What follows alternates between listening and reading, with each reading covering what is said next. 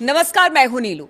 तो देखिए, ईरान ने एक बड़ी घोषणा की है। इस वक्त की बड़ी खबर हम आपको बता रहे हैं। ईरान ने घोषणा की है कि वो हॉर्मुज स्ट्रेट को बंद नहीं करेगा, लेकिन इस जलमार्ग से गुजरने के लिए सभी जहाजों को ईरानी नौसेना के साथ तालमेल बिठाना होगा।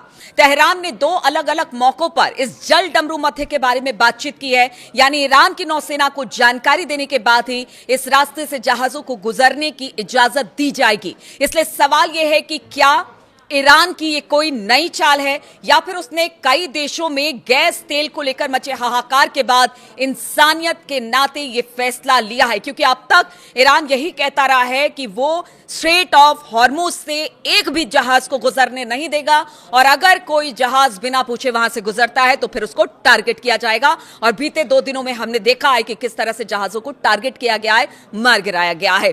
अब इस बीच ये बड़ा फैसला माना जा रहा है, क्योंकि देखिए रमजान का महीना चल रहा है, अलविदा जुमे की नमाज आज है, तो क्या ये इंसानियत के नाते ईरान ऐसा कह रहा है?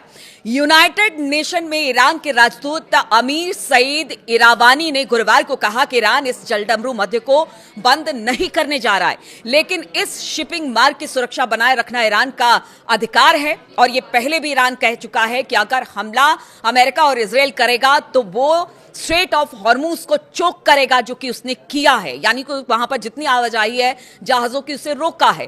अगर इरावानी की बात की जाए तो इरावानी ने कहा कि हम हॉर्मुज जो स्ट्रेट ऑफ हॉर्मुज है उसको बंद नहीं करने जा रहे हैं, लेकिन इस जलमार्ग में शांति और सुरक्षा बनाए रखना हमारा स्वाभाविक अधिकार है। ये बात कहना है यूएन में कहा है राजदूत ने। और स्ट्रेट ऑफ हॉर्मुज पर ईरान ने जो बड़ी शर्तें रखी है, वो शर्त क्या है जिसके बाद अलग अलग मुल्कों के जो जहाज है वो स्ट्रेट ऑफ हॉर्मुज से गुजर सकते हैं। तो यूएन में ईरान के राजदूत इरवनी ने कहा कि ईरान समुद्री कानून के तहत नेविगेशन की स्वतंत्रता के सिद्धांत का पूरी तरह सम्मान करता है और उसके प्रति प्रतिबद्ध भी है। उन्होंने यह भी कहा कि मौजूदा स्थिति ईरान द्वारा अपने आत्मरक्षा के अधिकार के कानूनी इस्तेमाल का नतीजा नहीं है, बल्कि यह ईरान के खिलाफ आक्रामकता शुरू करने और क्षेत्रीय सुरक्षा को कमजोर करने के मामले में संयुक्त राज्य अमेरिका की अस्थिर करने वाली कार्रवाइयों का सीधा परिणाम है। तो आप देखें कि किस तरह से ये परिणाम निकलकर सामने आ रहे हैं। और अब कहा यह जा रहा है कि जो स्ट्रेट ऑफ हॉर्मुज है वो शर्तों के साथ खुलेगा, लेकिन हर किसी के लिए नहीं। इसी बीच हम आपको बता दें कि जो क्रिस राइट है, नेता हैं अमेरिका के, उन्होंने एक बयान दिया है।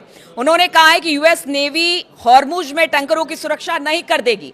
देखिए, कर सकेगी, क्योंकि पीछे कुछ दिनों में हमने देखा था कि उन्होंने कहा था कि ईरान स्ट्रेट ऑफ हॉर्मुज को चोक करता है तो क्या हुआ, हमारे सुरक्षा गार्ड वहां से जो जहाज निकलेंगे उनको गार्ड करेगा। लेकिन अब देखिए अमेरिका इससे पीछे हट रहा है और दूसरी तरह ईरान कह रहा है कि अगर जो देश हमारी शर्त मानेगा उसको वहां से आसानी से उनके जहाजों को निकाला जाएगा।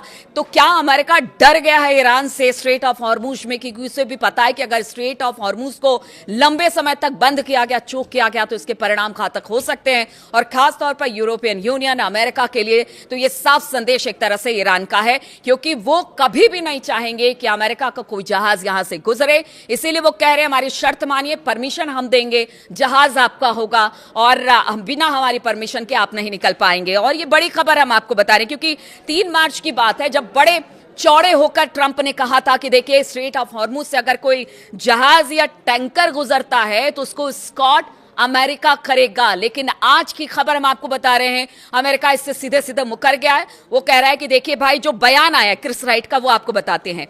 उन्होंने कहा यूएस नेवी हॉर्मुज में टैंकरों की सुरक्षा नहीं करेगी।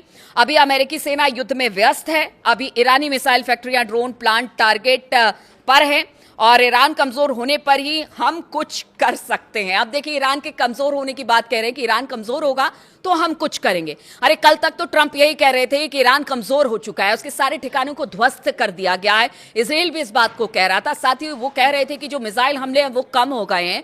फिर आखिर क्यों कमजोर होने का इंतजार किया जा रहा है?